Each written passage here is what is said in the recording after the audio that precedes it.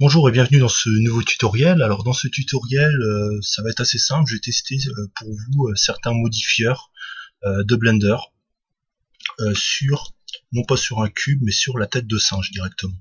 Donc, je vais me focaliser sur la tête de singe en appuyant sur le point du pavé numérique. Donc, de cette façon-là, je suis focalisé au niveau de la tête de singe et je peux tourner tout autour. Je vais la grossir un peu, la remonter un petit peu, appuyer sur R deux fois, R et R, afin d'avoir une rotation libre. Je fous la tête un peu sur le côté comme cela. Voilà. Je la redescends un petit peu. Je fais CTRL 3 pour ajouter une subdivision afin que ce soit un peu plus beau. Et puis, je commence à tester. Donc déjà, j'ai testé un modifieur. En faisant CTRL 3, j'ai ajouté le modifieur de Subsurf. Donc avec un certain niveau de subdivision en View et en Render. Donc il y a deux différents types de Subsurf. Il y a Subsurf Simple. Donc Simple, vous voyez que ça fait rien du tout en fait. Et le Calmount Clark, qui permet justement d'avoir ce niveau. Donc Subsurf. En fait, tout ce que ça fait, Simple, ça donne l'impression que ça fait rien, mais ça fait juste un lissage au niveau des faces, vous voyez. Voilà. C'est assez perceptible. Vous voyez au niveau des faces ici, on va se rapprocher un petit peu. Vous voyez avec Simple, si j'ajoute des niveaux comme ça dans la vue, vous voyez, au niveau par exemple de cette face, vous voyez, ça c'est une face. On peut passer en mode edit. Enfin, c'est dans ces deux faces. C'est ici en fait la face. On avait l'impression que c'était qu'une seule face ici, mais en fait non, la face se situe ici. On va la dessiner en appuyant sur D. Voilà. Voilà, avec le Grace Pencil, hein, ne vous inquiétez pas, ça dessine pas sur le modèle, c'est juste un dessin par-dessus. Hein. Si on se déplace, vous voyez, c'est ailleurs. Mais bon, ça permet de nous focaliser sur la... Bon, bah, du coup, il va falloir que je redessine. Donc là, j'utilise Erase, hein, je vais dans Grace Pencil, Erase, et puis avec Erase, je vais effacer.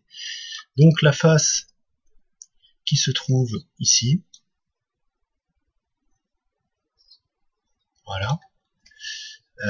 Si j'ajoute plusieurs niveaux, vous voyez que ça la divise. On voit pas énormément bien. En fait, on voit mieux sur la face d'à côté. On voit mieux sur la face d'à côté, donc on va... Voilà. La face qui se trouve ici. Celle-ci, cette fois-ci. Vous voyez qu'elle est séparée en 4 parties, là. Enfin, justement, c'est qu'une impression. C'est pas des faces différentes, mais il y a 4 parties. Ici, ici, ici.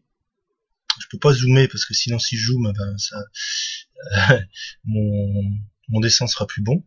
Et si j'ajoute, vous voyez, de la surface, vous voyez, chaque surface est divisée en deux. Donc ça rajoute un peu de clarté juste au niveau des faces. Mais au final, ça rajoute rien au niveau de la géométrie de l'objet. Hein. Ce qui modifie au niveau de la géométrie de l'objet, donc on va passer à 0 parce que ça lag un peu, c'est Calmount Clark. Voilà, qui permet justement de vraiment lisser. Donc on va supprimer ici. C'est un peu dur. Voilà.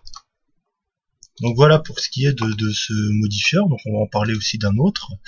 On va parler du modifieur build. Donc le modifieur build, vous voyez que lorsque vous le mettez, bah, tout disparaît. C'est normal, puisque c'est un modifieur d'animation et qui fonctionne de l'image 1 à l'image 100. Donc on va limiter l'animation à 100 images, comme ceci. Hein.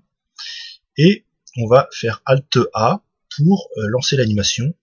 Et vous voyez que lorsqu'on lance l'animation, c'est un petit peu lent, parce que j'ai peut-être un peu trop de niveau de subdivision. On va supprimer un peu de niveau de subdivision. Vous voyez, ça se fait complètement interactivement. Parce que ça prend un petit peu trop de mémoire, il a un peu de mal mon ordinateur. Et vous voyez ici, mon crâne de singe se construit. Ça peut donner des choses assez intéressantes si vous faites des animations. Je sais pas, ça peut donner des animations assez cool. En tout cas.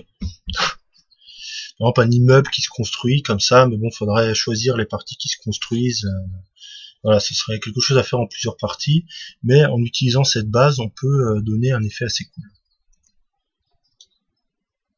Voilà. Donc, on choisit l'image, on peut inverser, donc reverse. Donc c'est à la fin que c'est pas construit, au début c'est construit, donc en fait ça se déconstruit. Voilà. juste en cochant sur la cage reverse, vous voyez. Voilà. Ensuite, oh pardon, vous avez pu voir que je suis sur Windows 8, c'est pas le meilleur. Ici, vous voyez que lorsqu'on lance, bah, ça se fait de façon assez linéaire. Mais si vous voulez que ça se fasse un peu n'importe comment, que ça passe, parce qu'ici vous voyez, ça suit bien les yeux, le contour des yeux, après ça fait le contour de la tête, après ça fait le contour jusqu'aux yeux, ça fait le nez, vous voyez, c'est quand même assez linéaire. Si vous voulez que ce soit complètement random, bah, vous tapez sur Randomize, et de cette façon, bah, c'est complètement random, vous voyez, en toute petite partie. Donc là, ça peut donner un effet assez intéressant, je sais pas, pour tout ce qui est technologique, un logo technologique par exemple. Ça peut être assez intéressant, vous voyez, vous faites très rapidement quelque chose, une animation assez intéressante, je trouve. Ensuite, on peut choisir, on peut augmenter le nombre de signes, donc là, ça permet de changer un peu. En fonction qu'on change, vous voyez, ça change la disposition des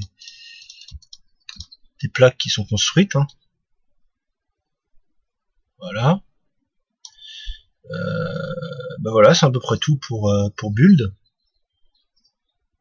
Donc on peut l'appliquer. Dans ces cas-là, si on l'applique et qu'il n'y a rien, bah ça fait rien du tout. On peut CTRL Z. Voilà. Et si on l'applique, mettons quand on est là, par exemple on l'applique ici, eh ben voilà notre modèle. On a un modèle un peu déstructuré, mais bah, ça peut donner un certain style. Hein.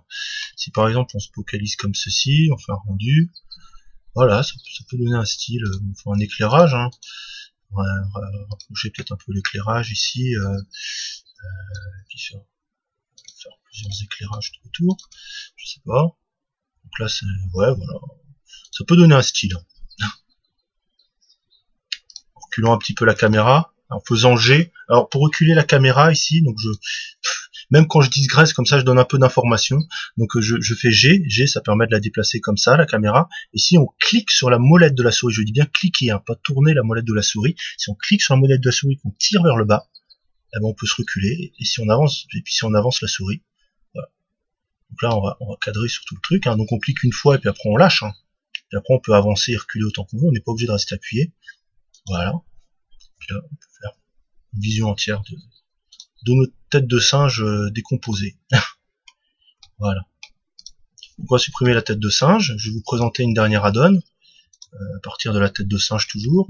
R, S, G, R, voilà. Et je vais ajouter un nouveau modifieur de type... non, je n'ai pas cliqué sur celui que je voulais, ça bug.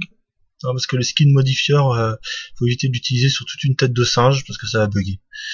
Bah tant pis, ça bug, ça va faire la conclusion de ce tutoriel. Alors je l'ai un peu écourté, mais je ferai un autre tuto pour expliquer d'autres choses. Je préfère faire des plus courtes vidéos. Bon voilà ce que ça m'a donné. Hein. Mais bon, c'est pas trop exploitable, hein, mon truc. Voilà, ça rebug encore parce qu'il y a trop de liens. Hein. Faut faire ça avec un cube, hein, le skin. J'expliquerai dans une prochaine vidéo le skin modifier. Donc c'est la fin de ce tutoriel, un peu forcé. Alors n'hésitez pas à laisser un commentaire en dessous de cette vidéo, à la partager bien entendu, à mettre un pouce vers le bas ou un pouce vers le haut, et à très bientôt pour une prochaine vidéo.